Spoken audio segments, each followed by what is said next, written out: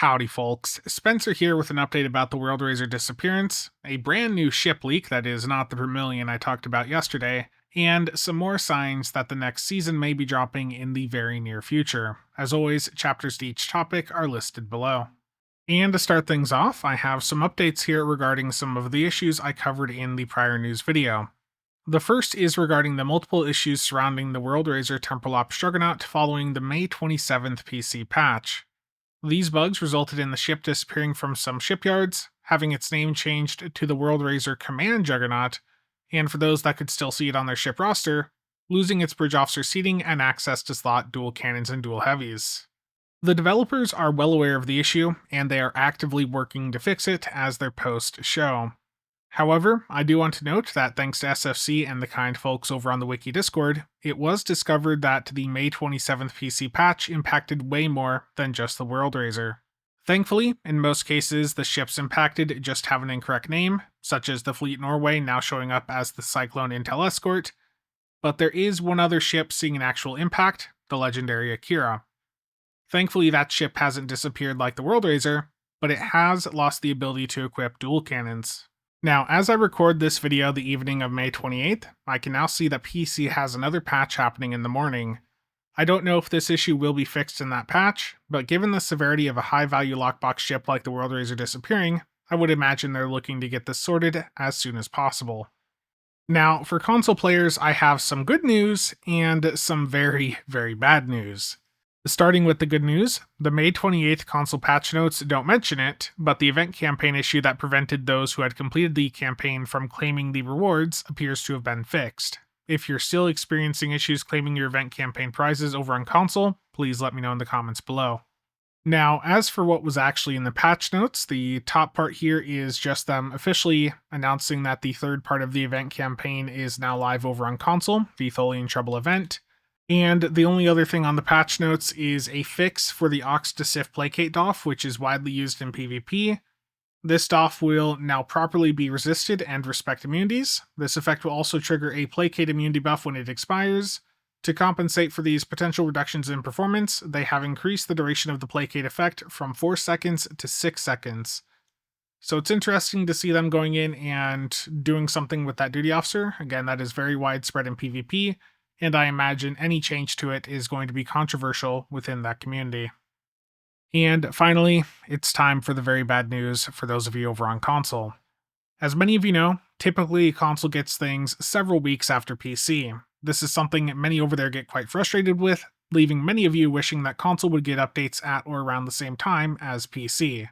Well, Deca has fulfilled that wish today, just not in the way any of us wanted. In a sick twist of fate, just a day after it arrived over on PC, the May 28th console patch brought with it the bug I talked about at the start, impacting the World Razer and several other ships. Again, in most cases, it is just that the ship has the wrong name. But for the World Razer, it has caused it to disappear for many, and for those able to see it on their ship roster, it no longer has a bridge officer layout, and it can no longer equip dual cannons. And for the legendary Akira, that has also lost its ability to equip dual cannons. Now, given the validation process for console updates, it will likely take a bit longer for the fix to get rolled out over there. It's frustrating, and it means most of us are unable to fly our World Razers for the time being, but remember, you haven't actually lost the ship, it is still on your account, it just isn't working correctly, and it isn't showing up in the ship selection window. And the other thing that they had in their post here that they're aware of is the issue with the Steam and Epic Lifetime Sub not showing the correct price point. That has since been fixed. Now, I tried opening the window just to see if it would let me purchase a Lifetime over on Epic, but it was still giving me an error. So if you've purchased the Lifetime subscription through the new button they added into the Zen Store via Epic or Steam, please leave a comment down below. And shifting over to the new ship leaks, yesterday we had an official teaser for a new ship drop via the Stowe social media feeds.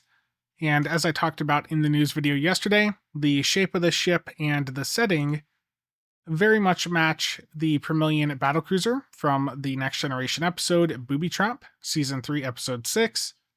And I believe this is either going to be an event ship or an Infinity Lockbox ship that we're probably going to be getting sometime early next month.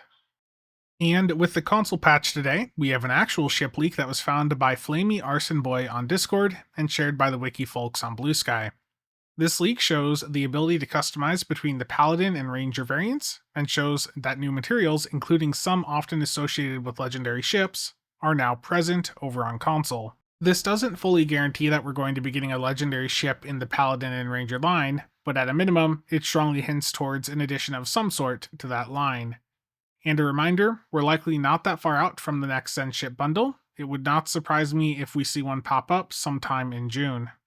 Next up, earlier today, a new lore blog dropped to give us some more insight into what's going on behind the scenes in the Kings and Queens story arc. I'll have this link down below for those interested. And now for the big topic, new content. As I recently covered, we have historically seen a new season drop for the game around May and June, followed by the summer event dropping in July. With us starting to see teasers and new lore blogs appearing, I believe the next content drop, Season 34, is going to be dropping in the very near future on PC. We have seen that the devs are not teasing things too far out ahead of releases for a while now, and with things starting to spool up, and the historical trends, a release in early June is looking extremely likely. Personally, it would not surprise me if it's as soon as next Tuesday, June 3rd for PC, and then a couple weeks later for those of you over on console. A new season would be bringing with it the next episode in the Kings and Queens story arc, new TFOs or patrols, potentially new mechanics or systems, a new lockbox ship, which potentially is that Promellian Battlecruiser, and of course a new 30-day long event to celebrate the launch of the season. And of course, there's no info at all yet about this event or what the reward would be. They haven't even confirmed the next season's going to be incoming. But if we look back at Season 32, which we got in May of last year, that was unparalleled, and the Delete Alt Control event that had gave us an account-wide epic token. So the last season had a pretty substantial reward for doing its event, and we've also seen that there's been many more events in the time since giving out ships, so expect the reward to be something impressive. And of course, as with any other event in STO, if you participate in it for 2/3 of the event, you can get the rewards for free. A buyout option will also be available, and historically, the season events have had a Zen buyout starting around 6,000 Zen, so they are very expensive to buy out, but if you're not able to play the full duration, or if you don't want to play it at all, then that is an option for you. And it would not surprise me if there is a new Zen bundle if we see it arrive sometime around the later portion of the Season 34 event, or in early July when the summer event would be starting. It would make sense for them to get a bundle out during the spike of activity that happens during new content drops and the big seasonal events. And then in early July is when I would expect the summer event to be starting at the same time on all platforms.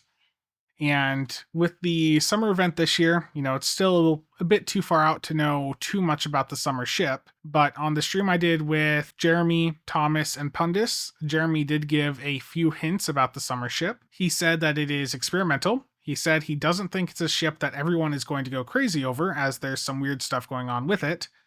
And he said a spoiler for it is that it is adaptable. And Thomas then responded saying adaptable is a bit of a red herring. So it'll be interesting to see what this actually is. Again, with Thomas saying that adaptable is a red herring, I don't think it's actually a Borg ship. So we need to brainstorm and figure out what other ship in Star Trek is adaptable. And that'll give us some ideas as to what this thing could be. And as for the progression requirements for the summer event, I don't expect that to change. It'll be a 30-day long event that'll need 20 days participation to get the ship for free. And there will be a buyout for it that will cost 1,000 Lobi, that then goes down by 50 Lobi per day of participation that you have. And then following the summer event would likely be a red alert, and then the fourth part of the event campaign. So that is my predictions for what to expect in STO over the next couple of weeks and months. I could be wrong. We have seen other scheduling changes from DECA, but I know that they had said they want to keep a similar release cadence to what Cryptic had. And even if they're off by a couple weeks, I think these things are all going to be coming in the very near future. And lastly, just a quick shout out that DME is hosting another Tier 5 PvP tournament on June 14th on PC, with a total of 1.25 billion EC worth of prizes. Link is below for those interested. But that is it for today. As always, thank you to all channel members and viewers for the continued support. See you guys around.